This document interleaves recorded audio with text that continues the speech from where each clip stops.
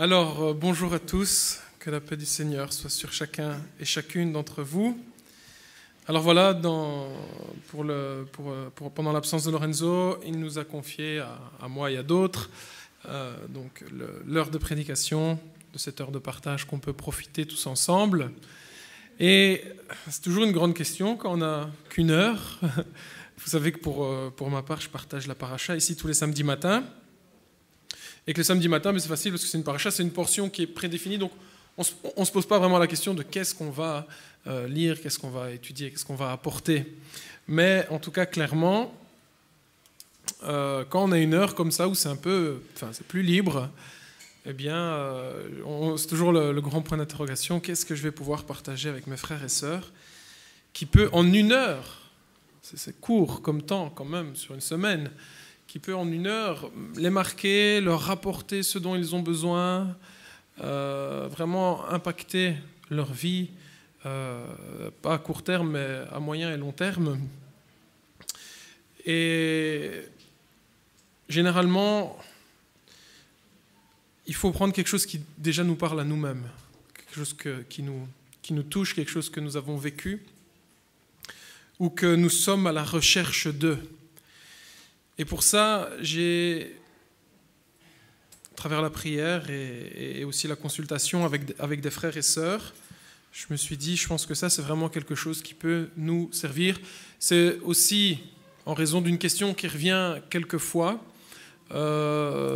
pendant différents partages au sujet de la paracha. Et ce que j'avais envie de vous partager aujourd'hui, c'est d'un peu réaliser, concrétiser quelle est la différence entre un disciple et un chrétien. J'avais envie, rapidement fait en une heure, il y aurait énormément de choses à dire. Mais vraiment, tout à l'heure, pendant la réunion de jeunes, je leur ai dit, bon voilà, moi j'ai un petit truc à partager pour l'assemblée. Et je leur ai dit, à vous de me donner le reste. Donc je leur ai posé la question et j'ai aussi voulu avoir leur feedback. Et effectivement, ça a donné naissance à beaucoup d'idées à exploiter. Et ici, donc, ce que je vais vous partager, c'est simplement, dans un premier temps, juste une réflexion. Alors, je ne peux pas dire que c'est quelque chose, ce n'est pas une étude, ce n'est pas quelque chose qui est établi, qui est définitif. Vous voyez, déjà, rien qu'en posant la question, en posant le thème, je voudrais que vous vous posez la question, chacun d'entre vous.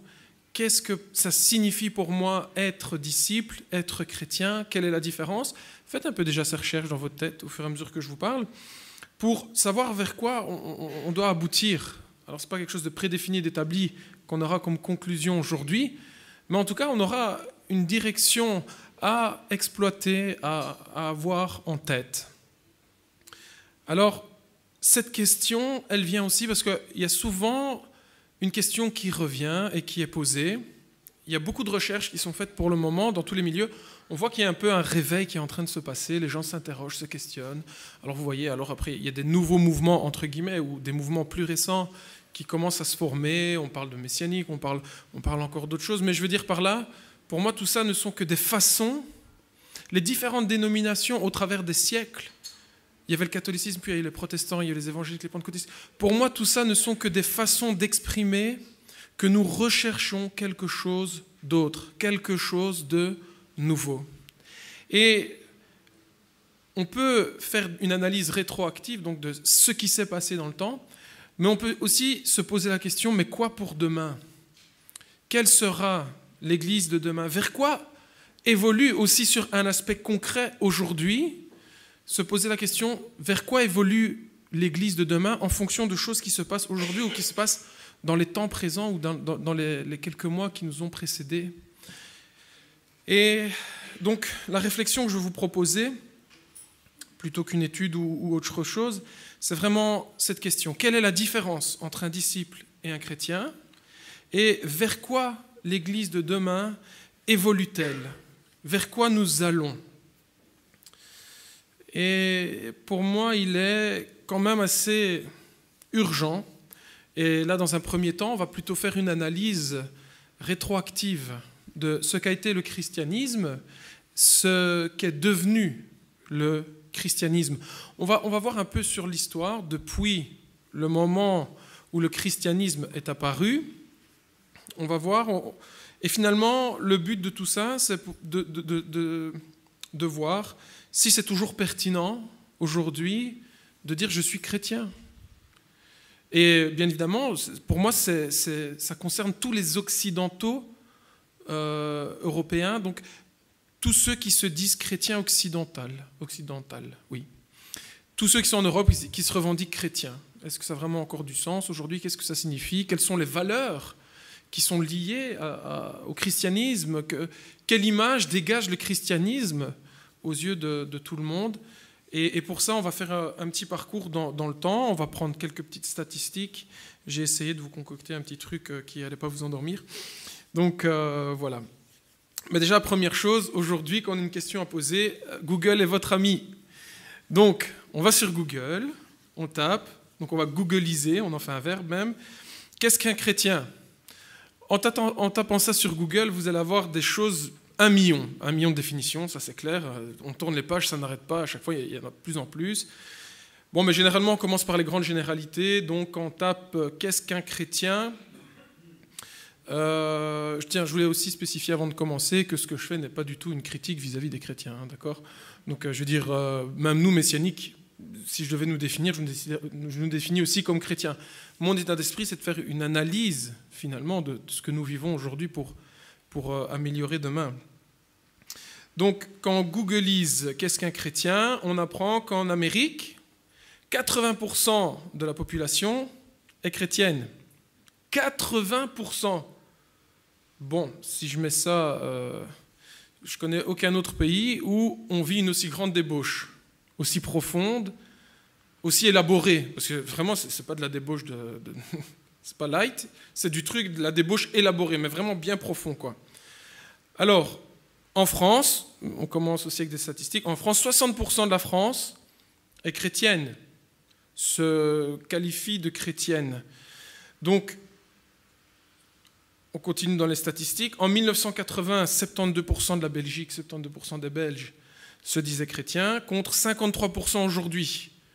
Et là, déjà rien que ce chiffre et ce contre-chiffre en 20 ans, en 30 ans, ben on se dit, tiens, quand même, ça fait pas mal, une grosse chute, quoi. Et on peut aussi s'apercevoir que certains animaux sont déclarés chrétiens.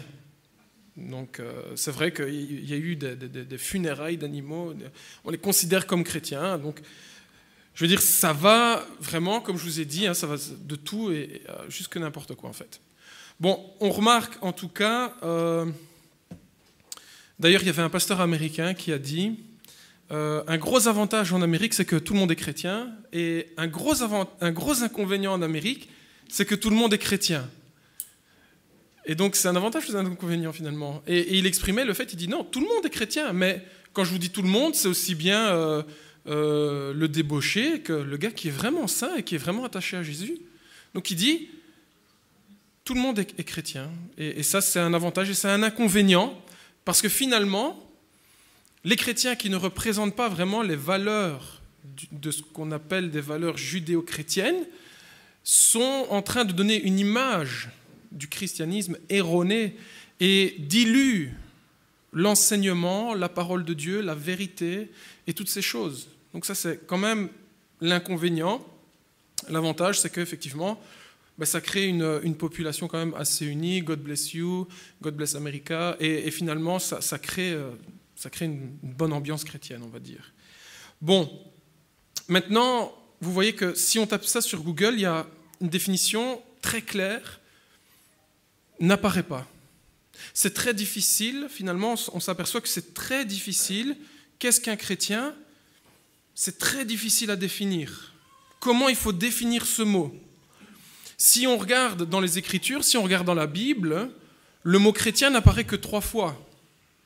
Et à l'origine, ce mot est employé pour se moquer d'une catégorie de personnes. Et ce mot a été employé aussi à un moment pour séparer les juifs messianiques, donc c'est-à-dire Jésus est venu au milieu du peuple juif. Il y en a qui ont reconnu, oui, Yeshua de Nazareth est bien le Messie, est bien le Fils du Dieu vivant. Et à un certain moment, pour séparer les Juifs messianiques des Juifs qui n'ont pas cru, on parle du Sanhédrin, on parle des religieux, pour les séparer, on les appelait les chrétiens, c'est-à-dire les suiveurs de Christ. Ça, c'est le nom chrétien, bien évidemment. C'est le nom grec, qui vient de l'expression Christos. Bon, il n'apparaît que 3 fois dans les Écritures, il est difficile à définir.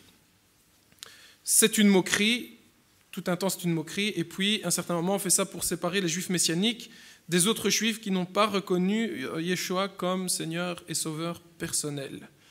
Bon, et puis l'appellation chrétien est quelque chose qui a été détourné par les Romains. En fait, il faut réaliser aussi que lorsque Rome était à Jérusalem et qui gouvernait Jérusalem, ils ont soumis la population à leur loi, à la loi romaine. C'était un point fort de Rome, ils allaient quelque part, ils imposaient leur loi. Alors, c'est détaché de cette emprise romaine, bien évidemment, Yeshua et ses disciples. Et les chrétiens du 1er siècle étaient des personnes qui s'opposaient à Rome. Ils ne voulaient pas abonder dans le sens de Rome. Ils ne voulaient pas déclarer, par exemple, que le seul seigneur de la terre, c'était César. Parce qu'ils disaient, le seul seigneur de la terre, c'est Yeshua Mashiach. Vous ne pouvez pas nous demander de reconnaître quelqu'un d'autre comme seigneur que Yeshua. Et donc, par là, les chrétiens du 1er siècle étaient considérés comme hérétiques à Rome. Et c'est pour ça, par exemple, que Jean se retrouve isolé sur l'île de Patmos lorsqu'il écrit sa lettre de l'Apocalypse. Parce qu'on considère que c'est quelqu'un qui s'oppose à Rome et qui véhicule le fait qu'il faut s'opposer à Rome et ne pas reconnaître César comme seigneur. Et Jean y est envoyé sur l'île de Patmos, je pense, si je ne me trompe pas. Et sur cette île, il va écrire une lettre aux 7 églises, les 7 églises de l'Asie mineure, Smyrne et ainsi de suite. Vous savez, dans le début de l'Apocalypse, on trouve cette lettre. Et dans cette lettre, qu'est-ce qu'il va indiquer? Dans toute la lettre de l'Apocalypse, il indique « Ne vous soumettez pas à Rome ». Je paraphrase avec mes mots, mais il dit « Ne vous soumettez pas à Rome ». Et il va même d'une certaine manière démontrer comment Rome est le 4e empire que Daniel avait eu dans sa vision en moins 500 lorsqu'il était à Babylone. Et donc il va dire, voilà, c'est un empire qui nous est opposé, qui s'oppose à Dieu, ne vous soumettez pas à cet empire. Donc Rome rencontrait une opposition à leur règne, les chrétiens du 1er siècle, et puis finalement ils les ont persécutés. Ils les ont mis dans les arènes avec les lions, dont le Colisée de Rome. Ils les ont brûlés, ils s'en sont servis de torches vivantes pour illuminer les palais de Rome, les jardins du palais de Néron. C'est lui qui commence surtout à persécuter les chrétiens aux alentours de l'an 50. Et finalement, ils vont continuer de les persécuter pendant 2 siècles et demi. Et on va arriver aux alentours de l'an 310, entre l'an 310 et l'an 320. Et là, il va y avoir quelqu'un, Constantin, qui va, pour moi, réaliser une manœuvre. C'est une conclusion personnelle, c'est écrit nulle part comme ça. Pour moi, il va réaliser une manœuvre où il va constater que ça fait 2 siècles et demi qu'ils persécutent, qu'ils tuent les chrétiens, mais ils se multiplient. En fait, leur persécution fait tellement parler d'eux qu'il y en a de plus en plus qui adhèrent à Yeshua, Seigneur et Sauveur. Paul aussi faisait ses voyages à Rome pour convertir. Et à un certain moment, Constantin, qui dit « Tous ceux qui m'ont précédé les ont persécutés, ça n'a servi à rien », je ne vais pas les persécuter, je vais être plus malin, je vais trouver une autre façon de les amener, de les soumettre à Rome. Alors, s'ils se disent chrétiens et qu'ils résistent aux Romains, eh bien maintenant, les Romains vont se dire chrétiens, comme ça, ils devront quand même, d'une manière ou d'une autre, se soumettre à nous. Et c'est là où les papes et ainsi de suite ont commencé à... Déjà, ils voyaient le jour avant, mais c'est là où le pape a commencé à devenir l'autorité de l'Église chrétienne. Alors qu'il faut savoir, avant ça, ce qu'on appelle les papes à l'époque sont des prêtres païens qui rendent un culte au soleil, qui rendent un culte à la fertilité, qui rendent un culte à tout ça. Et finalement, Rome, dans sa manœuvre, il va dire, on n'arrive pas à les tuer, on n'arrive pas à les éradiquer, au contraire, ils se multiplient. ça devient dangereux pour nous. S'ils se multiplient de trop, ils peuvent se retourner contre nous. Donc on va les soumettre d'une autre manière. Rome, sa religion officielle maintenant, c'est plus le paganisme, mais c'est le christianisme. Et pour ça, il va raconter, j'ai eu une vision du crucifix à côté du soleil, possible, pas possible, je ne sais pas personnellement, je ne juge pas. Il s'est baptisé aussi sur son lit de mort. Je ne sais pas, j'ai du mal à savoir vraiment si ses intentions de baptême, de repentance sont sincères, ou si on y voit là une manœuvre de Constantin très intelligente pour finalement soumettre les chrétiens d'une autre manière. Quoi qu'il en soit, si on ne connaît pas concrètement les intentions de Constantin, ce qui est concret, ce qui est clair, c'est que les fruits qu'il porte sont vraiment abominables. Pourquoi le culte en l'an 300 romain est abominable? Parce que finalement, le christianisme est devenu une forme de paganisme lié avec des noms dans les apparences qui émanent de la Bible. Pâques, si vous regardez c'est quoi la fête de Pâques à Rome, c'est les lapins et les œufs, et les cloches de Rome. Quand je regarde Pâques dans ma Bible, je vois ça nulle part. Donc, il faut savoir que ça, c'était justement les œufs, les cloches, les lapins, ça fait allusion à la fertilité. Et donc, ces œufs qu'on distribue à Pâques, qu'on vend à Pâques aujourd'hui dans nos commerces, sont là pour remercier, sont là en l'honneur de la déesse fertilité. Ishtar, voilà, merci. Et à partir de ce moment-là, on se dit, quel fruit porte Rome? Alors si je ne veux pas juger Constantin parce que je ne l'ai pas connu, je ne l'ai pas expérimenté personnellement, mais en tout cas les fruits qu'il porte, on voit que c'est une catastrophe. C'est tout l'encontre de ce que disait la Torah. La Torah disait, si vous convertissez quand vous irez dans le pays des Cananéens, vous ne prendrez pas leurs dieux pour en faire vos dieux, pas de mélange entre moi et ces abominations. Je suis le seul et unique. En dehors de moi, il n'y en a point d'autre. C'est un des points majeurs que traitent la Torah et les prophètes. Vous connaissez l'histoire de Baal et d'Élie sur le mont Carmel, partout, partout. Mais en tout cas, le fruit que je vois que porte Rome, c'est justement ce mélange entre le saint, le seul et l'unique, et leur multitude de faux dieux. Donc ça, c'est la dernière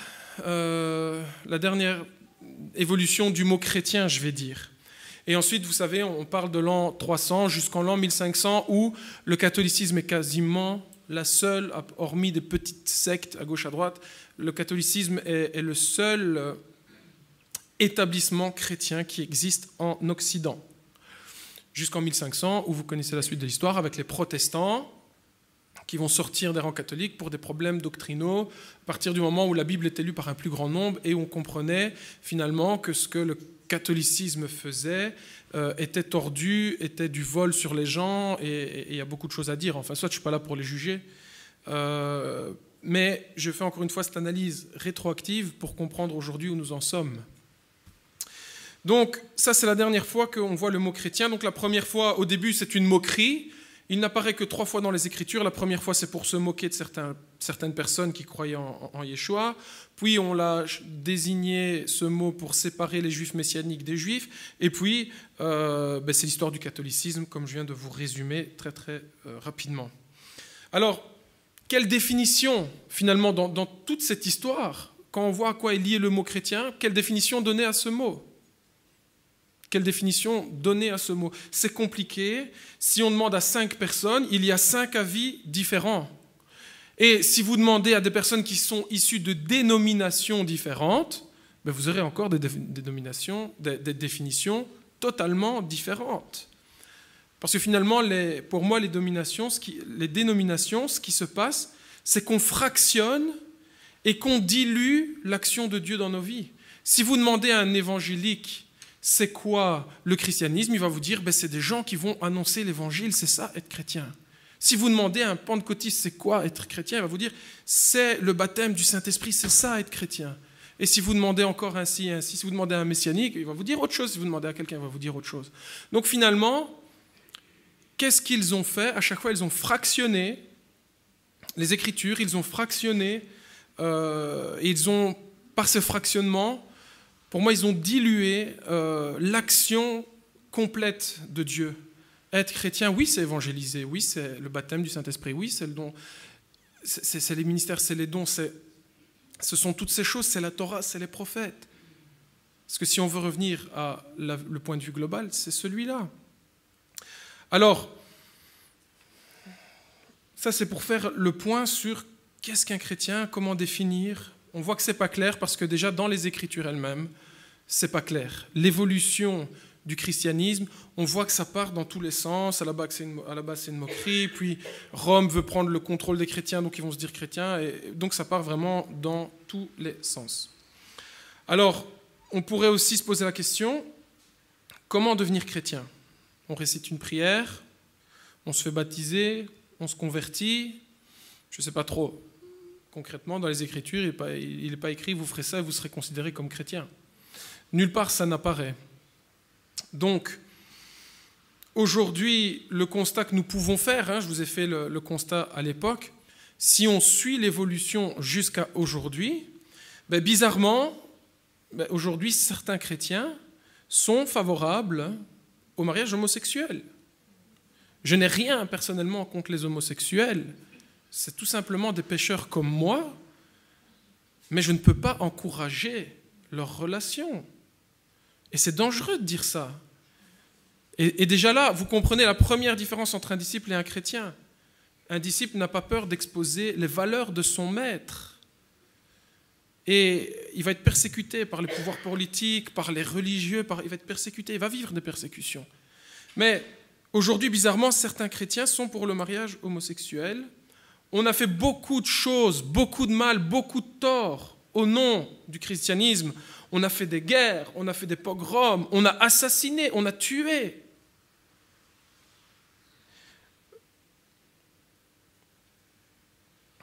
Aujourd'hui, à cette grande bannière, un chrétien est pour l'amour. Pourquoi s'opposer à l'amour de deux personnes ? Alors qu'aux yeux de Dieu, l'amour qui se vit entre deux personnes, c'est entre un homme et une femme. Et c'est très clair, il n'y a aucune ambiguïté. Mais seulement dans le christianisme, il y a une ambiguïté, où on mélange, on dilue la parole de l'Éternel.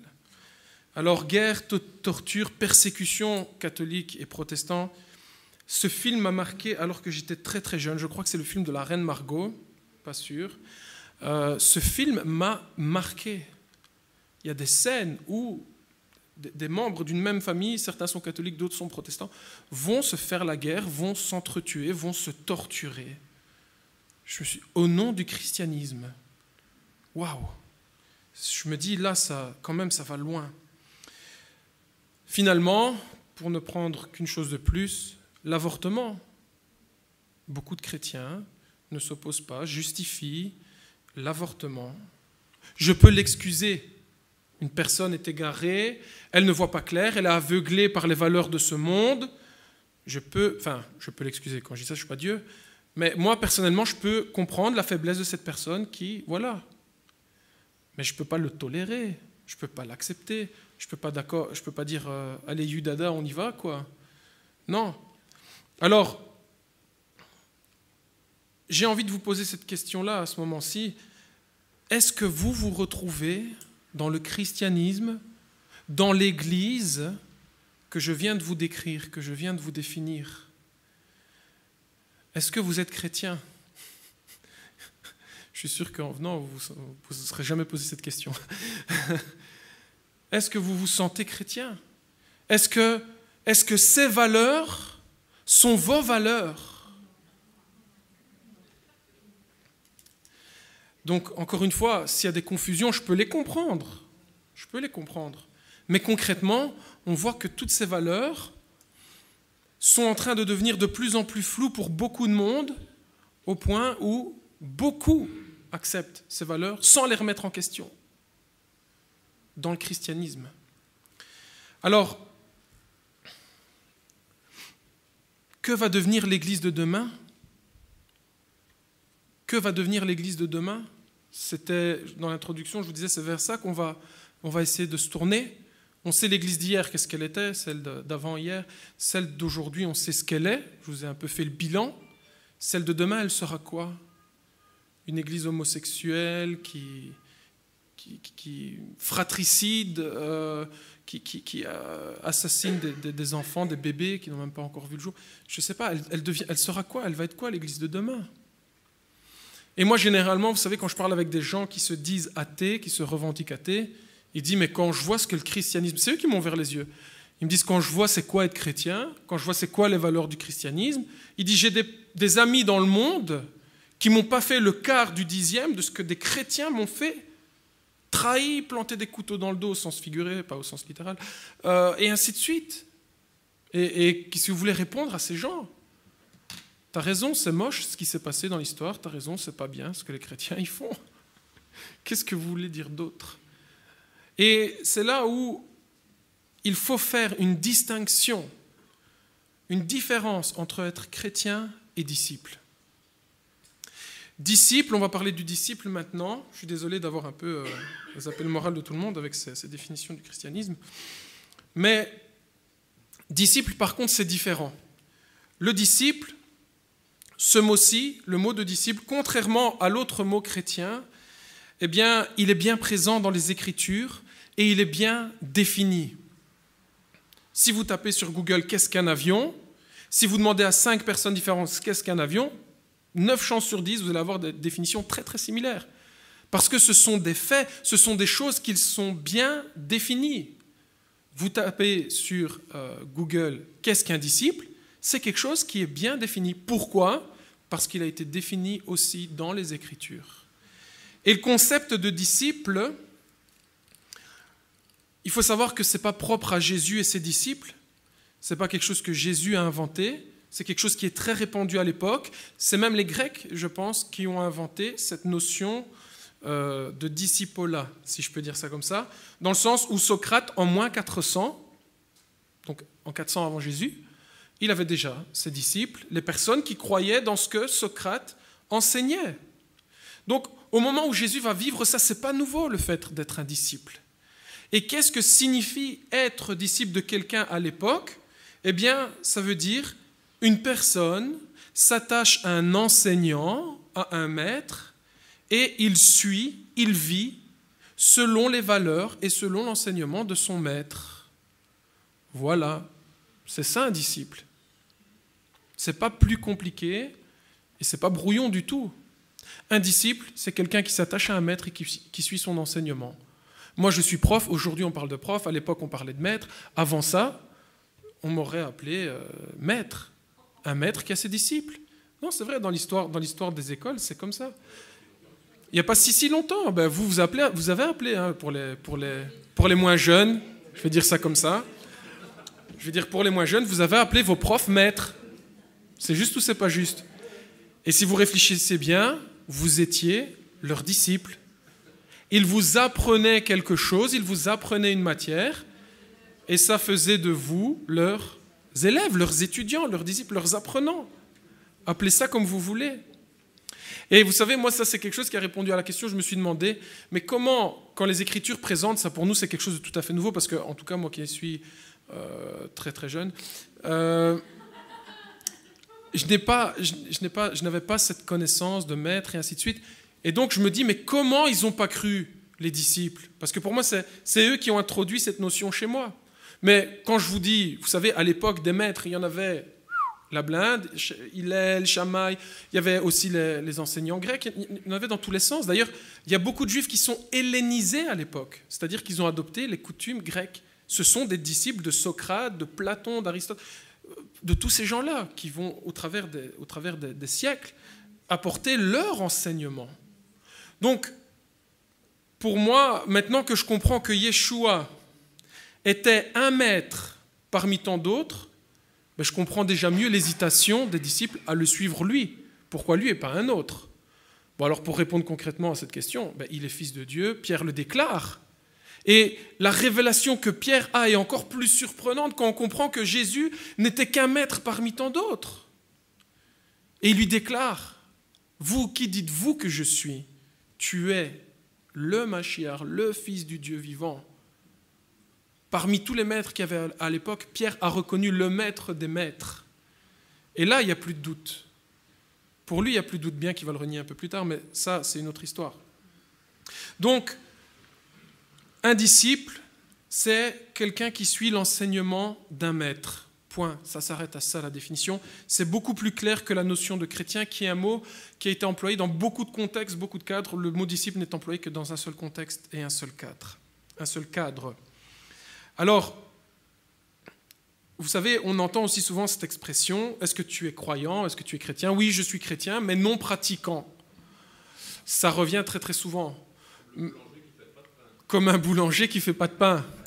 Bon, maintenant, j'ai envie de vous dire, si on se présente comme un disciple non pratiquant, on va dire, en fait, tu n'es pas un disciple.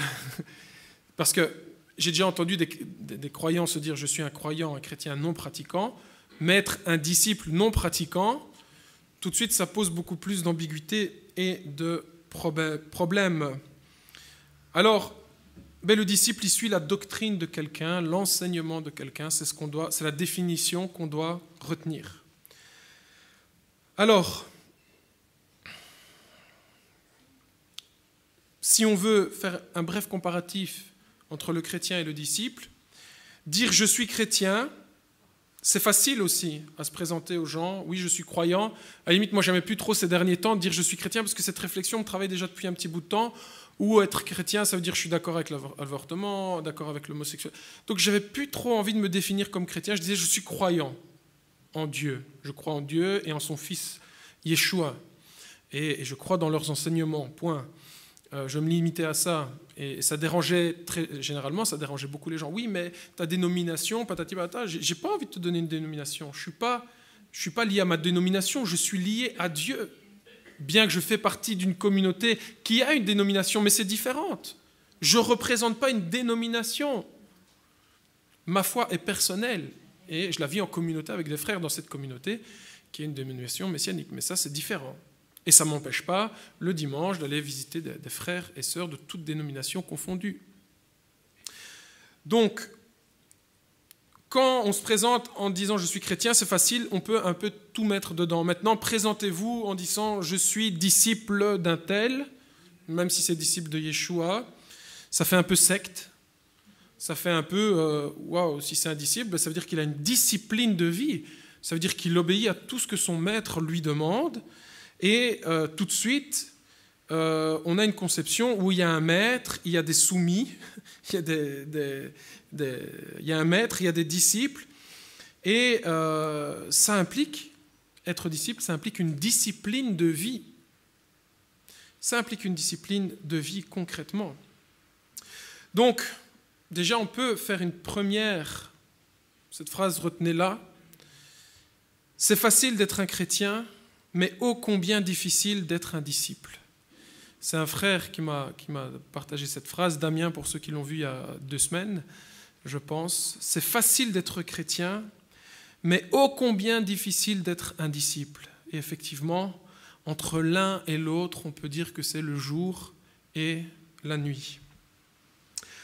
Pourtant, Acte 6, verset 7 nous dit « La parole de Dieu se répandait de plus en plus, le nombre des disciples augmentait beaucoup à Jérusalem.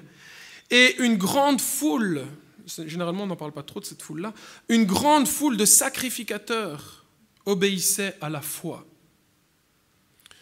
Donc vous voyez que le but de Yeshua à l'époque, ce n'est pas de faire des chrétiens, mais c'est de faire des disciples. Et c'est ce que ses propres disciples à lui ont fait. Jésus n'a pas dit « allez faire des nations des chrétiens », il a dit, ça c'est la mission de Rome, aller faire des nations des chrétiens, ce paganisme mélangé au christianisme, ça c'est la mission de Rome. La mission de Yeshua, c'était aller faire des nations des disciples, c'est-à-dire des gens qui vont s'attacher à mon enseignement, à ma doctrine, pour vivre dans cette discipline de vie. Discipline physique, discipline spirituelle, ça ouvre les portes à plein de choses. Donc, il y a cette grande nuance entre un disciple et un chrétien. Alors, bien évidemment, vous savez qu'on va y venir. Sommes-nous chrétiens ou disciples ? Je sais que c'est confus pour chacun d'entre nous aujourd'hui, parce qu'on nous a éduqués, on nous a fait grandir, moi-même le premier, où on m'a enseigné que j'étais un chrétien, surtout en Occident. C'est quelque chose qui est très répandu à cause de Rome. Mais on m'a enseigné, tu es chrétien. Je ne me considère pas spécialement comme un disciple. il faut déjà avoir vécu un petit parcours de vie, parce que je ne suis pas très très vieux, comme je vous l'ai dit, et se rendre compte, finalement, non, je ne suis pas chrétien. Le christianisme ne me représente pas du tout.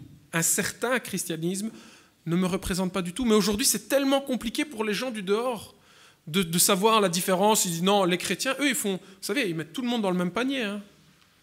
C'est ça les chrétiens, point. Vous voyez, ils ne vont pas se casser la tête. Ce n'est pas eux qui vont rechercher, oui, mais il y a des... Non, pour eux, on est tous les mêmes, on est tous pareils. À partir du moment où on porte cette étiquette chrétien, on est tous pareils, et c'est très très vaste, très très large, parfois très à l'encontre de la parole de Dieu. Donc, sommes-nous chrétiens ou disciples? Qu'est-ce que va devenir l'Église de demain? Vous savez, les Écritures, elles nous disent que celui qui se souille encore plus, que celui qui se sanctifie davantage. Et je pense qu'on va revenir à cette époque où on fera de nouveau la différence entre un chrétien et un disciple. Parce que le disciple, dans sa discipline de vie, parce qu'il aime son maître, parce qu'il croit dans la doctrine de son maître, Yeshua, pas Constantin, pas Hillel, pas Shammai, pas personne d'autre, parce qu'il croit dans la doctrine de son maître, Yeshua, eh bien, il va se sanctifier davantage. Et là, on fera la différence. Ça, c'est un chrétien. Un homme est marié avec un homme, ils ont adopté un enfant, ou deux femmes sont mariées ensemble et il y en a une qui a avorté. Ça, c'est des chrétiens, ça, c'est des disciples. Et encore une fois, je ne juge pas ces gens. S'ils sont confus, c'est parce qu'il y a quelques loups ravisseurs. Je ne fais pas une généralité. Il y a quelques loups ravisseurs qui sont insidieusement entrés dans le christianisme et ils ont vraiment placé de la mauvaise semence aux endroits stratégiques. Et à cause de ces mauvaises semences qui ont pris racine, ça a étouffé la bonne semence de ce que le christianisme du 1er siècle véhiculait. Et je fais pas... Voilà. Alors, les gens qui sont victimes aujourd'hui d'un système erroné, je ne les juge pas. Je prie pour leurs âmes. Je prie pour qu'ils se repentent de leurs mauvaises œuvres et qu'ils appartiennent pleinement à Dieu. Je suis en compassion pour ces gens-là. Et s'ils se repentent de leurs péchés et qu'ils pleurent, je vais pleurer avec eux. Je ne vais pas les jeter dehors. Au contraire, vous savez que les chrétiens commencent à être définis de plus en plus comme étant homophobes. Je ne suis pas homophobe. C'est mon prochain, je l'accepte. Il vit dans le péché, il vit dans une abomination, mais Yeshua n'avait aucun problème à aller vers les prostituées. Mon maître, et moi en tant que disciple, ça ne me dérange pas d'aller vers les gens de mauvaise vie et de les encadrer dans l'amour, dans la patience, de les redresser, de leur demander et de leur remettre devant les réalités. Repentez-vous de vos mauvaises œuvres et venez à Christ et soyez sauvés pour la vie éternelle. C'est encore un contraste qu'on peut faire. Alors, est-ce que nous sommes chrétiens ou disciples? Est-ce que je crois en une religion ou est-ce que je sers un maître? Ça fait la différence. Est-ce que je crois dans une religion, dans une idéologie, ou est-ce que je sers un maître et un seul, comme Yeshua nous le conseille vivement? Si Yeshua nous demande de faire quelque chose, un disciple va répondre « Oui, maître, tout de suite, je vais le faire ». Un chrétien, il va essayer de négocier. « T'es sûr? Vraiment, je ne peux pas? Et si je peux, tu me pardonnes. » Non. Un disciple s'exécute sans réfléchir, parce qu'il sait que son maître est bon, parce qu'il sait que son maître lui enseigne une vraie doctrine, une sainte doctrine. Par contre, celui qui n'est pas vraiment attaché à un maître, mais qui est attaché à une religion, lui va essayer de négocier et de détourner. Alors, vous pouvez me croire que si, selon les statistiques qu'on a abordées en début de partage, si 80% des USA étaient chrétiennes, si 60% de la France était chrétienne, si 53% aujourd'hui, ne fût-ce que la moitié, si 53% de la Belgique était chrétienne, c'est l'état actuel dans lequel nous le sommes. Si ces mêmes statistiques seraient transformées en... Si 80% des USA seraient des disciples, si 60% de la France seraient des disciples, si 53% de la Belgique aujourd'hui seraient des disciples, croyez-moi, ces nations auraient un tout autre visage. Auraient un tout autre visage. On ne parle pas d'un même peuple, on ne parle pas de même nation, on ne parle pas des mêmes valeurs, on ne parle pas des mêmes ténèbres qui sont en train de nous oppresser, de nous étouffer en Europe. S'il y avait plus de disciples de Yeshua, on n'essayerait pas d'exclure de la constitution de Dieu, de la constitution de l'Europe, le nom de Dieu. S'il y avait plus de disciples, la notion de laïcité ne se retrouverait pas dans la constitution de la France. Et maintenant, c'est un projet pour faire rentrer la laïcité dans la constitution de la Belgique. Or que c'est vraiment anticonstitutionnel. Parce que dans la constitution de la Belgique, on peut être libre, c'est-à-dire catholique ou pas. Mais il y a une notion d'un certain christianisme dans la constitution de la Belgique. Et maintenant, faire rentrer la notion de laïcité, c'est vraiment une catastrophe. S'il y aurait plus de disciples de Yeshua en Belgique, ça n'arriverait pas. Faire entrer une notion de neutralité, ça m'aurait moins dérangé qu'une notion de laïcité. Alors,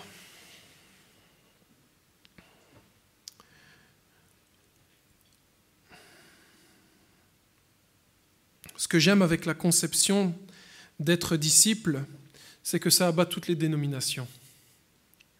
Il n'y a plus de séparation entre évangéliques, pentecôtistes et ainsi de suite. Et finalement, on arrête de fractionner la parole de Dieu pour diluer. On dit aujourd'hui, mais comment c'est possible que l'Église a si peu de puissance? Comment c'est possible? C'est même adressé à une des églises de l'Apocalypse. Tu as été fidèle en peu de choses. On te reproche ton manque de puissance, mais tu as été fidèle à ma parole.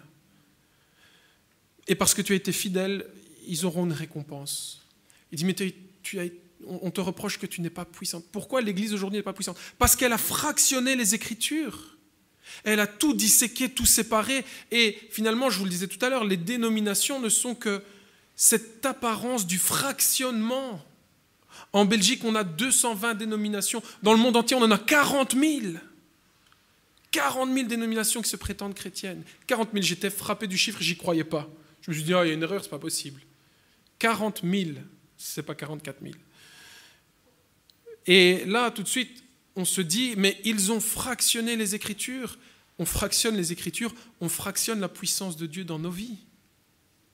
On s'est fait un Dieu fractionné. Et vous savez, ce qui est magnifique avec la notion de disciple, c'est qu'en disant, je suis disciple de Yeshua, tu es disciple de Yeshua, on a un seul et même maître. La seule étiquette qu'on porte, c'est disciple de Yeshua. Et c'est ce que j'aime vraiment dans la notion de disciple. Alors, être disciple, c'est lié à autre chose. Et je voudrais vous demander à main levée, qui, généralement, vous savez, quand on parle du mot prosélyte, qui se sent à l'aise avec ce mot? Ou qui est contre ce mot? Qui se dit, pour moi, ça a une connotation négative? Qui se dit, ça a une connotation positive? À main levée, allez-y. Pour qui être prosélyte a une connotation négative? Levez la main.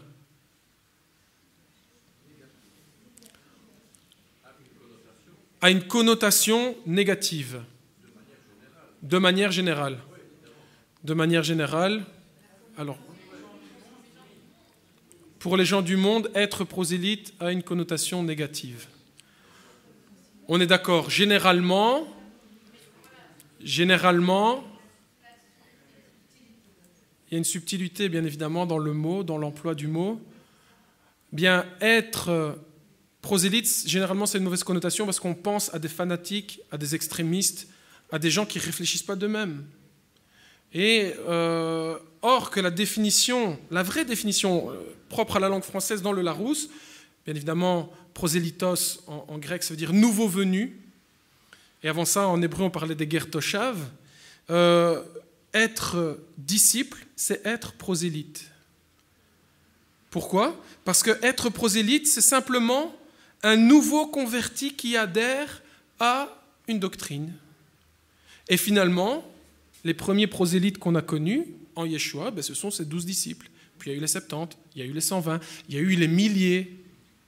Ce sont des prosélytes. Si vous vous êtes attaché à la doctrine de Yeshua, vous êtes prosélyte.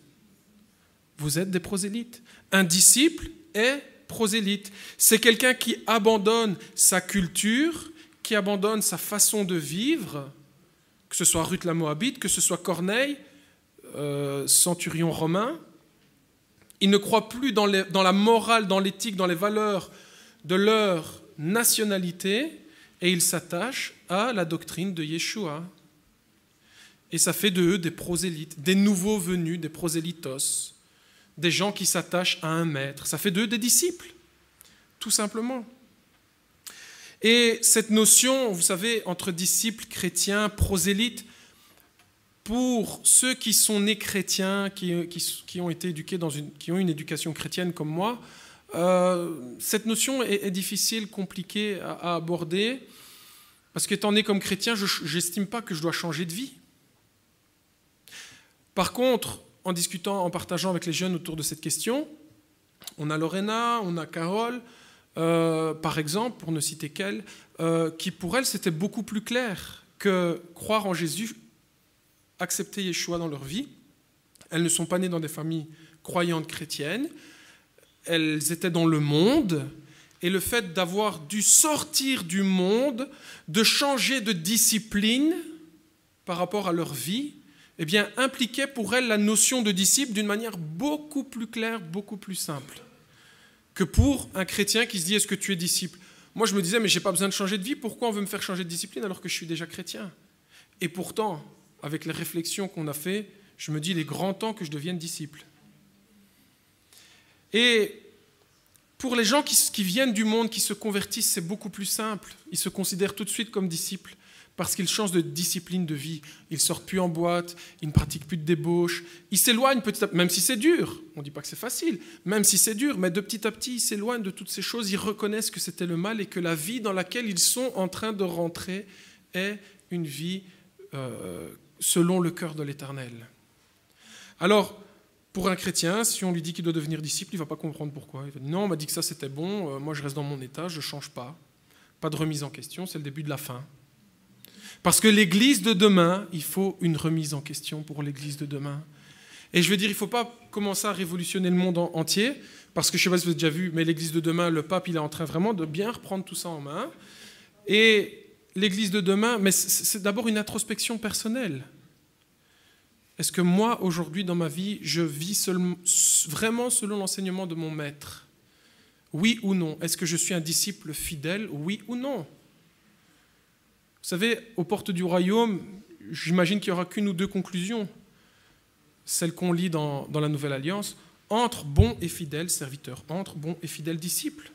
Tu as été fidèle en peu de choses. Parce que ce qu'on peut faire ici-bas, croyez pas que c'est monts et merveilles, hein, vous savez. Ce que l'Éternel nous a demandé, c'est le minimum du strict minimum. Croyez pas qu'on peut... Donc, il ne faut même pas se sentir « je suis 3 fois 5 » quand on accomplit ce que Dieu nous a demandé d'accomplir sur cette terre, c'est le minimum. Et il va nous dire « Tu as été fidèle en peu de choses, ta récompense sera grande. Rentre dans le repos de ton maître. » Fidèle disciple. Ça, ce sera la conclusion. Alors, devenir disciple, c'est une remise en question du christianisme, d'un christianisme que je vous ai dépeint, d'un christianisme qui, aujourd'hui, perd vachement de sa saveur. Vous savez, il y a 20 ans, il y a 30 ans d'ici, c'était pas comme ça. Moi, je me rappelle que si je voyais les amis de mes parents, même dans ceux qui n'étaient pas croyants, mais ils vivaient selon la parole de Dieu, ces gens-là, sans s'en rendre compte. Mais maintenant, toutes les valeurs judéo-chrétiennes sont en train de mourir. Petit à petit, notre gouvernement, il y a une volonté derrière ça. La volonté est d'aller à l'encontre, à l'opposé. Si la parole aurait dit, je ne vais pas dire ça, si la parole dit « ne sois pas ce que tu es », eh bien ils vont dire « soyez ça ». Ils vont juste à l'inverse. Et ils le font exprès. Et pour nous, c'est une tentation. Et on doit résister à cette tentation, peut-être de la dernière heure dont on parle dans les Écritures. On doit tenir ferme, on doit être bon. Et pour ça, si on reste dans une église mitigée où l'apostasie est en train de prendre sa place millimètre par millimètre, et on ne s'en aperçoit pas parce que ce n'est pas choquant. En plus, on va nous justifier ça avec des grands principes d'amour. Voilà, j'ai vu le pape, un juif, un bouddhiste et un arabe. Je crois en l'amour. Moi, désolé, je crois en Dieu. D'accord ? je ne sais pas qui est Bouddha, je ne sais pas qui est Allah. Moi, je crois en Dieu. Et je véhicule les valeurs de l'amour. Mais maintenant, au nom de l'amour, on essaye d'unir ce qui n'est pas unissable, ce qui n'a rien en commun. On ne peut pas mélanger ces choses. C'est hétérogène, totalement hétérogène. Et le disciple, il sait qu'il va au-devant de persécutions, que ce soit de persécutions par les pouvoirs politiques qui seront exercés à un certain moment ou à un autre par la police. Il va à l'encontre des religieux. Il va à l'encontre de sa famille. C'est ce que les disciples ont fait à l'époque. Et ça représente des choses, des peurs, des craintes. Mais un disciple, il n'a pas peur de donner sa vie pour son maître. Il dit, je ne renierai pas la vérité que mon maître m'a enseignée, tu peux me tuer. Et c'est ce que Paul a connu, c'est ce que Pierre a connu, c'est ce que d'autres ont connu. Dans les Écritures, on nous parle de cette multitude qui a été décapitée, du sang des innocents qui a été versé pour ne pas renier la foi qu'ils avaient reçue en Yeshua Mashiach. Et si on doit de nouveau faire la distinction entre un chrétien et un disciple, j'ai peur que j'ai peur, oui, parce que j'ai peur, on va faire le super-héros, j'ai peur que ces persécutions reviennent. Elles reviendront, c'est sûr. Déjà, rien qu'aujourd'hui, en parlant sur Internet, en parlant de l'homosexualité, dire « je ne suis pas d'accord ». Alors, pour l'instant, le pape, il a dit « je ne suis pas d'accord ». Dans le dernière réunion qu'ils ont fait machin, il n'a pas tranché, il hésite. Tant que le pape il dit ça, ça va, vous inquiétez pas, on ne pourra pas vous jeter en prison parce que sinon on devrait jeter le pape à côté de vous dans la cellule d'à côté. Donc ça va. Mais le jour où le pape prend position et dit les homosexuels sont les bienvenus, on les accepte, on les marie, patati patata, faites gaffe à ce que vous dites. Parce que là, vous, on ira vous jeter en prison. On ira vous jeter en prison. Et encore une fois, je ne parle pas d'homophobie. J'ai rien contre ces gens-là. Rien. Strictement rien. D'ailleurs, je les aime. Et je voudrais qu'ils se repentent et qu'ils viennent à Yeshua. Donc, cette distinction aujourd'hui remise en question, quelle sera l'Église, la vraie Église, pas celle qui dans les apparences c'est une Église et derrière c'est une abomination, qui sera la vraie Église de demain?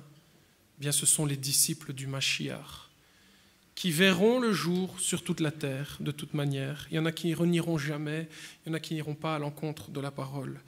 Ça, ce sera l'Église de demain, la vraie Église, et puis il y aura l'Église apostate. Et puis il y aura l'Église qui reste pure et consacrée à son époux, qui ne prend pas part à cette apostasie, à ces doctrines d'hommes humaines qui sèment la discorde et l'erreur. Je regrette s'il y a une union entre personnes, c'est pour que la vie en émane. Si la vie n'émane pas et que c'est la mort qui est dans cette union illicite, je parle d'union illicite, si c'est la fertilité, si c'est la mort qui en émane, on comprend par nature, on comprend que c'est erroné. C'est inscrit dans les choses de la nature. Alors aussi, quelque chose qui est extraordinaire, c'est qu'un disciple, il va cultiver l'enseignement de son maître. Einstein, il a eu des disciples, tous les scientifiques, mais c'est ce que lui a pondu, ce que lui a trouvé, ce que lui a établi, c'est extraordinaire. Personne ne peut être comparé à Einstein aujourd'hui, mais certains de ses disciples ont dépassé ce que Einstein avait établi. Mais s'ils n'avaient pas reçu l'enseignement qu'Einstein avait posé à la base, jamais eux-mêmes ils auraient pu établir. Mais quelque part, vous comprenez ce que signifie maintenant l'expression « l'élève a dépassé le maître ». Alors, ces gens-là ne sont pas plus forts ou meilleurs qu'Einstein. Forcément que non, parce que s'ils n'avaient pas eu Einstein, eux-mêmes, ils ne seraient rien. Ils ne l'ont. Mais quelque part, ils ont été plus loin. Ça ne vous rappelle pas une parole des Écritures? Laquelle? Vous ferez de plus grandes choses que moi. On est vraiment dans cette attitude de maître-disciple. Yeshua nous dit, il nous a donné l'enseignement le plus extraordinaire qui soit. Voilà mon enseignement, mais vous pourrez aller plus loin que moi. Parce qu'un disciple cultive l'enseignement de son maître. Et le but, c'est que l'élève dépasse le maître. Comment voulez-vous dépasser Yeshua? Ça n'a aucun sens. C'est lui la tête du corps. C'est lui le sommet de son Église. Comment voulez-vous être supérieur à ça? Il n'y a pas supérieur au Fils de Dieu. Satan a essayé, il a chuté. Donc, littéralement, ce que signifie ce passage, ce verset, j'ai fait des choses, mais vous en ferez des plus grandes que moi, signifie simplement, si vous êtes mes disciples, que vous cultivez mon enseignement, à un certain moment, vous irez plus loin. Mais ce n'est pas pour ça qu'on va être supérieur à Yeshua. Jamais de la vie. Et pourtant, aujourd'hui, ces gens qui ont dépassé Einstein, ils sont supérieurs parce qu'ils ont plus de connaissances, parce qu'ils ont intégré la connaissance d'Einstein, mais ils ont été plus loin que la connaissance d'Einstein. Pourtant, ils ne sont pas supérieurs à Einstein parce qu'on n'en entend pas parler de ces gens-là, ou beaucoup moins. Ils n'ont pas encore marqué l'histoire du monde. Et au travers de tout ça, on réalise finalement qu'il y a vraiment cette relation dans les Écritures de maître à disciple. D'ailleurs, rabbi en hébreu signifie maître. Yeshua dit « N'appelez personne d'autre maître que moi ». Pourquoi ? Parce que si j'appelle Hillel ou Shammai maître, ça veut dire que je fais de lui mon maître et je deviens son disciple. Et c'est erroné parce que leur doctrine était en partie vraie, en partie erronée. Yeshua est le seul qui nous a donné une doctrine pure, entière et vraie. On ne peut même pas parler vraiment de doctrine, vous savez, on parle de la parole, parole vivante, la parole incarnée, la Torah et les prophètes, en chair et en os. C'est l'enseignement, c'est la doctrine de Yeshua. Je ne suis pas venu abolir, je suis venu accomplir. Il est la Torah et les prophètes incarnés en personne, personnifiée. Un disciple, finalement, on va le décrire comme quelqu'un d'actif, alors qu'un chrétien, on va le décrire comme quelqu'un de passif. Généralement, je suis désolé pour cette caricature, je m'y retrouve aussi. Généralement, on va dire, je ne sais pas, quand vous voyez les chrétiens, je ne sais pas moi, parfois, quand on leur demande 2 heures après, c'était bien le culte, de quoi ça parlait ? Je ne sais plus, attends. Ils doivent chercher midi à 14h, je ne sais plus. En fait, ils étaient passifs pendant la prêche. Un disciple est actif. Un disciple cultive l'enseignement de son maître. Ça fait une différence. Alors, un disciple actif, c'est quelqu'un qui, pour reprendre une expression, c'est quelqu'un qui va au charbon, qui partage la bonne nouvelle. Dans quel but ? De faire des nations des chrétiens. De faire des nations des disciples. Ça, c'est le but du disciple. Et c'est ce que Yeshua leur a ordonné de faire. Et pour conclure, on me demande souvent, demain, on a des frères qui, vous savez, dans les milieux messianiques, la tendance, c'est de dire je veux me convertir au judaïsme pour être reconnu pleinement comme juif, et ainsi de suite. Quand on parle d'un certain judaïsme, je peux être d'accord. Si on parle du judaïsme du 1er siècle qu'ont vécu, si on parle du judaïsme qu'a appliqué lui-même en personne Yeshua, ça ne me dérange pas. Ça ne me dérange pas. Mais à partir du moment où on parle du judaïsme qui a spécifiquement fait une séparation entre les juifs messianiques et les juifs qui ont cru en un autre Messie, qui ont cru dans un antichrist, Bar Korba et ainsi de suite, ce judaïsme-là, je ne peux pas. Je ne peux pas l'accepter. Je ne peux pas m'y convertir. Ce serait accepter un autre maître, un autre Messie sur ma vie. Yeshua le dit dans les Écritures. Vous savez, il y a des faux prophètes, il y a des antichrists qui vont venir, des anti-moi, il est en train de dire, anti-Mashiach, ils vont se faire passer pour Mashiach, mais ne les suivez pas. Ne les suivez pas. Et en l'an 130, il y a eu la révolte de Bar Korba. Vous savez que même au moment du procès, c'est qui, comment il s'appelle le personnage qu'on dit, que Pilate demande, qui je libère, Yeshua ou Barnabas. Vous savez ce que signifie Barnabas ? Barabbas. Fils du Père. Alors vous savez pourquoi ils étaient tous les deux en procès ? Parce qu'ils étaient tous les deux des soi-disant messies. Tous les deux, ils étaient des supposés maîtres. Et c'est pour ça qu'ils étaient en procès tous les deux le même jour. Donc vous voyez qu'il dit déjà les antichrists, les anti-moi sont déjà là, et ils voudront vous convertir avec leurs fables, les patati et patata. Ne les suivez pas. Ne les suivez pas. Voilà. En conclusion, oui, donc je disais vers quoi évolue l'Église de demain. Et vous savez, généralement, on a une tendance, on veut retourner en arrière, on doit redevenir l'Église primitive. Je ne sais pas, quand je vois la lettre de Jean ou cette Église, je n'ai pas envie de faire partie de cette Église-là, peut-être à part Philadelphie.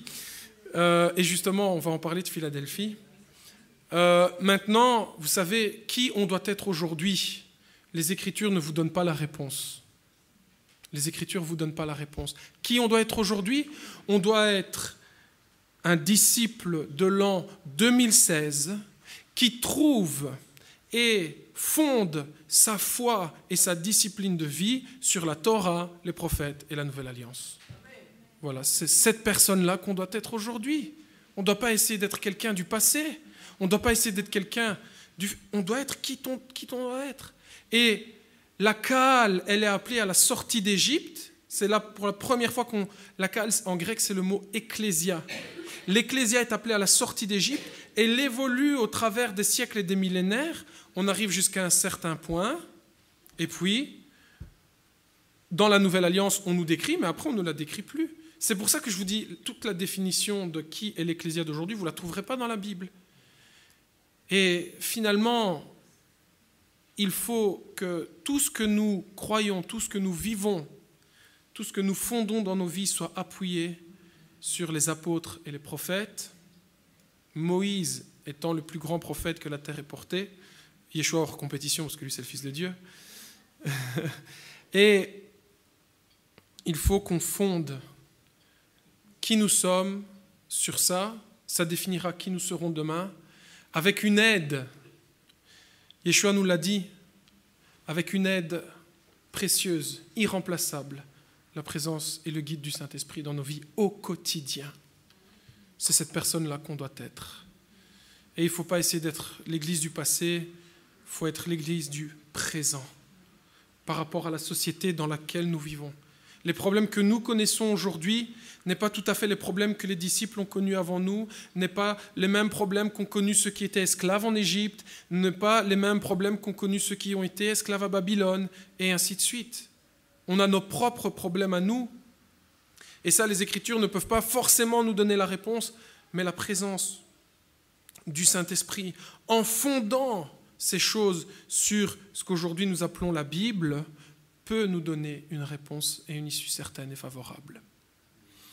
Qui on doit être aujourd'hui? Des disciples de l'an 2016, des disciples des temps modernes. Et continuer à faire des prosélytes et des disciples autour de nous. C'est ce que nous a demandé. C'est l'appel. Vous savez, j'entends souvent des gens, ça m'énerve, petite poussante, ça m'énerve. J'entends souvent des gens qui disent « Moi, j'ai aucun appel ». Mais tu as déjà lu la Bible? Tu n'as aucun appel? Tu es sûr vraiment? Tu n'as rien à faire. Déjà, rien que le fait d'être représentant de la descendance d'Abraham, de garder la justice et la vérité, c'est le premier appel de toute personne qui croit en Jésus. Parce qu'au travers de Mashiach, vous êtes la descendance d'Abraham. Ça, c'est votre premier appel. Et si vraiment tu n'as aucun appel, ton appel, c'est de faire de ton prochain un prosélyte, un croyant en Jésus, en Yeshua, un croyant dans ce maître et de faire de lui son disciple. Vous êtes tous missionnés de cette mission extraordinaire. Commencez pas à chercher des trucs qui tombent du ciel, quoi. Ça, c'est des choses concrètes. Appliquez-vous à ça. Mais être disciple, oui, il faut cultiver un enseignement. C'est vrai. Mais il n'y a pas que ça. Il y a la louange, il y a la prière, il y a plein d'autres choses à expérimenter. Les Écritures nous encouragent à les vivre. Vous savez, à force de trop plonger dans les Écritures, on a une tendance à devenir légaliste. Non, on a besoin de tout. On a besoin de l'étude, on a besoin de la prière, on a besoin de la communion fraternelle, on a besoin des fêtes, la simra, la joie. On a besoin tout à l'heure de prière, de moments de jeûne, de repentance. On a besoin d'un tout pour être équilibré. Et vous savez, l'enseignement d'Yeshua, il est extraordinaire parce que si on devrait symboliser son enseignement par une et une seule chose, j'aimerais bien qu'on affiche Jean chapitre 13, versets 34 à 35.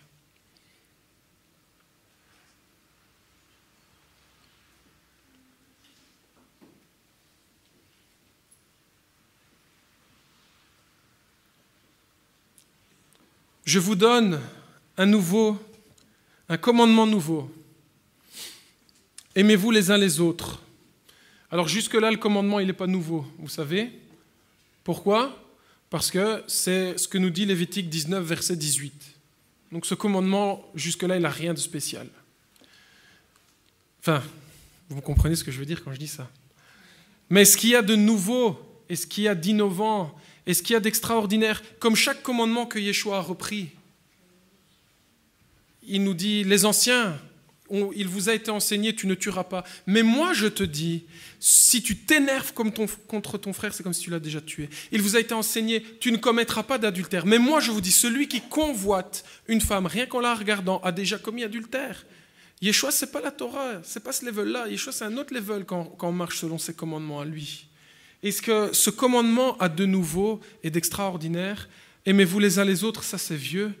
Mais ce qu'il y a de nouveau, c'est comme je vous ai aimé. Ça, c'est la nouveauté dans ce commandement. Vous aussi, aimez-vous les uns les autres. Et il enseigne à ses disciples, parce que vous savez, généralement, il y a des petites guéguerres entre disciples. Et ensuite, il dit, à ceux-ci, tous connaîtront que vous êtes mes disciples, si vous avez de l'amour les uns pour les autres. Et ça, c'est quasiment la seule phrase littérale qu'on peut connaître de Yeshua, à ceux-ci tous connaîtront que vous êtes mes disciples, c'est l'amour. L'amour, et vous savez, l'amour, c'est ce qui est au centre, au cœur de la Torah. Le plus grand commandement de la Torah, c'est aime l'Éternel ton Dieu, de tout ton cœur, de toute ta force, de toute ton âme. Shema Israël, écoute Israël. Et le deuxième plus grand commandement qui est dans Lévitique 19, c'est aime ton prochain comme toi-même. Et tout est résumé, tout est contenu dans notre amour pour Dieu et dans notre amour pour notre prochain. Tout s'y trouve. Et exercer l'amour pour Dieu et exercer l'amour pour le prochain, c'est difficile. Mais ça, c'est l'enseignement, ça, c'est la doctrine de notre Maître. C'est la doctrine de notre Maître. Et c'est là-dessus que je voudrais conclure. Donc voilà, pour faire un récapitulatif, petite synthèse de ce qu'on a dit. Vers quoi évolue l'Église de demain ? La différence entre un disciple et un chrétien, si on tape sur Google « qu'est-ce qu'un chrétien ?», on voit que c'est très flou. On a des chiffres mirobolants, mais finalement, on comprend que tout ça n'est qu'une façade, que dans les fruits que portent ces choses, c'est zéro. Et on s'est posé la question, la définition du disciple, c'est beaucoup plus clair. C'est celui qui suit la doctrine d'un maître et qui vit une nouvelle discipline de vie. Un disciple ne peut pas se dire non pratiquant. C'est facile d'être chrétien, mais ô combien difficile d'être un disciple. Et pourtant, c'est la grande mission que Yeshua a donnée à ses disciples, aller faire des nations des disciples. Et la question personnelle qu'on pourrait se poser et méditer, c'est sommes-nous chrétiens ou sommes-nous disciples ? Point d'interrogation. Être disciple, c'est être prosélyte. Être disciple, ça abat les dénominations qui nous séparent et qui fractionnent la puissance et l'action de Dieu dans nos vies. Et un disciple cultive l'enseignement de son maître au point où il se peut que l'élève dépasse le maître. On en a discuté.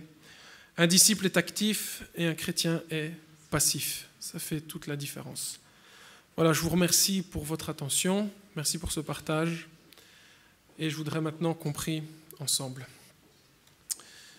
Père éternel, Elohé Abraham, Elohé Isaac, Elohé Yaakov, merci Père éternel pour ces moments que nous pouvons vivre, pour ce partage Seigneur que nous pouvons avoir de manière libre Seigneur, dans la paix Seigneur, sans crainte de persécution.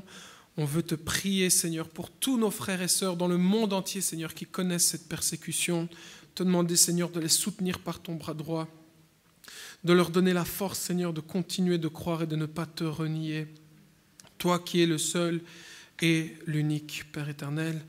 Seigneur, aujourd'hui, on veut encore, Seigneur, nous tourner vers toi pour faire le point sur nos vies, Seigneur, et pour faire le point sur le monde dans lequel nous vivons, Seigneur.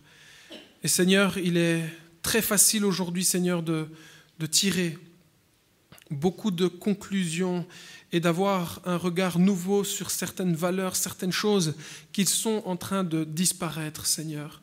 Mais Seigneur, notre prière aujourd'hui est d'inscrire, Seigneur, ton enseignement dans notre cœur. Toi qui es le maître, toi qui es le bon maître, toi qui es le seul maître. Seigneur, on ne désire pas être des bons chrétiens, Seigneur. Mais Seigneur, on désire, Seigneur, être des disciples fidèles, Seigneur. Fidèles à l'enseignement de leur maître, Seigneur. Beaucoup, Seigneur, se sont introduits, Seigneur, et ont semé, Seigneur, des épines, Seigneur. Ils ont semé de la mauvaise semence, Seigneur. Nous, Seigneur, ce que nous désirons, Seigneur, de tout notre cœur, de tout notre être, Seigneur, c'est de revenir, Seigneur, à ton enseignement, Seigneur, à ce que tu nous as donné, à ce que tu nous as communiqué, Père éternel. On veut être fidèles, Seigneur, et c'est si peu de choses, Seigneur, par rapport à ce que toi, Seigneur, tu as accompli sur cette terre. Seigneur, encore, ravive la flamme en nous, Seigneur. Fais de nous des fidèles et des bons serviteurs par le témoignage, Seigneur, du Saint-Esprit dans nos vies, Seigneur. Ce Saint-Esprit qui nous guide, qui nous reprend, qui nous éclaire, qui nous amène sur les sentiers de la justice, Seigneur. Vraiment, Seigneur, que ta Torah, Seigneur, soit inscrite au fond de nos cœurs. Que tes prophètes, Seigneur, nous n'oublions pas et nous négligeons pas, Seigneur, leur enseignement, Seigneur. Et afin que, Seigneur, nous puissions comprendre l'ampleur, la profondeur, la largeur, la hauteur, Seigneur, de la nouvelle alliance, Seigneur, que tu as accomplie, Seigneur, en ta personne, Seigneur. Seigneur, oui, nous désirons négliger aucune partie, Seigneur, de l'alliance sainte que tu nous as donnée, qui est supérieure à toutes les autres alliances parce qu'elle a été scellée par ta vie et dans ton sang, Yeshua Mashiach. Donne-nous, Seigneur, de connaître l'accomplissement de cette nouvelle alliance, Seigneur, en profondeur, en largeur et en hauteur, Seigneur, dans nos vies, Seigneur. Que nous puissions, Seigneur Yeshua, te ressembler, Seigneur. Comme des fidèles disciples, Seigneur, on désire te ressembler, Seigneur. On désire que tu sois tout en chacun d'entre nous, Seigneur. Seigneur, nous ne voulons pas croire en une religion, mais nous voulons servir un maître, Seigneur. Aujourd'hui, Seigneur, on te demande pardon, Seigneur, pour toutes les fois, Seigneur, où nous n'avons pas accompli ta volonté, mais que nous avons accompli la volonté des hommes, Seigneur, qui nous ont trompés, qui nous ont mal dirigés, qui nous ont mal orientés, peut-être eux-mêmes, Seigneur, victimes de faux enseignements, Seigneur. Mais aujourd'hui, Seigneur, on veut te demander, Seigneur, que ton enseignement, Seigneur, soit l'exclusivité de notre cœur, Seigneur. Que ton enseignement, Seigneur, soit les seules paroles qui nous occupent jour et nuit, Seigneur. Qu'on médite, Seigneur, la parole que tu es, la parole vivante que tu es, Seigneur. Jour et nuit, qu'on la médite, qu'elle transforme, Seigneur, nos êtres, nos âmes et nos corps, Seigneur. Vraiment, par ton Saint-Esprit, Seigneur, puissamment agis dans nos vies, Seigneur, afin que nous puissions voir de nouveau la différence entre celui qui croit en toi et qui est sanctifié, et entre celui qui prétend croire en toi, mais qui est souillé profondément, Seigneur, où le péché, Seigneur, a pris possession de son être, Seigneur. Donne-nous, Seigneur, d'être des bons et fidèles serviteurs. Père, je veux encore te prier, Seigneur, pour toutes ces personnes qu'on a pointées du doigt, Seigneur. Ce ne sont pas des paroles de jugement, Seigneur. Ce sont des paroles, Seigneur, de détresse, Seigneur, où nous constatons, Seigneur, qu'aujourd'hui, Seigneur, l'humain est dans un piteux état, Seigneur. Et Seigneur, notre prière, Seigneur, pour ces personnes, ces pères, pardonne-leur, ils ne savent pas ce qu'ils font. Envoie-nous, Seigneur, faire de ces personnes des disciples, Seigneur, qui s'attachent à toi pour qu'ils viennent à la vie éternelle et qu'ils soient sauvés, Seigneur, de la destruction finale, Seigneur, qu'ils soient sauvés et qu'ils te connaissent, toi, le seul et vrai et l'unique Seigneur des cieux et de la terre, de toute cette création. Sois béni, sois exalté, mon Maître, mon Roi, mon Sauveur. Merci, Seigneur, de nous avoir fait la grâce, de nous ouvrir les yeux, Seigneur, parce qu'on n'était pas mieux qu'eux, Seigneur, mais tu nous as choisis, Seigneur, et on ne sait pourquoi. Ta grâce, Seigneur, nous a trouvés, Seigneur. On t'a cherché, mais on ne t'a pas trouvé, mais ta grâce, Seigneur, est venue à nous et tu nous as touchés par ta grâce. Ta grâce nous a trouvés, Seigneur, et merci, Seigneur, pour ce don précieux. Donne-nous, Seigneur, d'avoir parcouru le bon combat et d'être arrivé au bout, Seigneur, de cette course, Seigneur. On ne veut pas juste s'arrêter en bon chemin, on ne veut pas se contenter, Seigneur, d'où nous en sommes, mais tous les jours, Seigneur, on veut se remettre en question à la lumière du Saint-Esprit et de ta parole, Seigneur, et de tes écritures, et on désire, Seigneur, arriver jusqu'au bout, Seigneur. Fais de chacun d'entre nous des hommes et des femmes accomplis à la stature d'adulte en Yeshua HaMashiach, Seigneur. Merci, Père éternel, pour tout ce que tu fais dans nos vies. Merci pour ce Shabbat, pour ce régal, Seigneur, dans la communion fraternelle, dans le partage des Écritures. Donne-nous, Seigneur, encore, Seigneur, d'augmenter, Seigneur, la valeur et le plaisir dans tes Shabbats, Père éternel. Dans le nom puissant de Yeshua Mashiach, nous te prions, nous te remercions.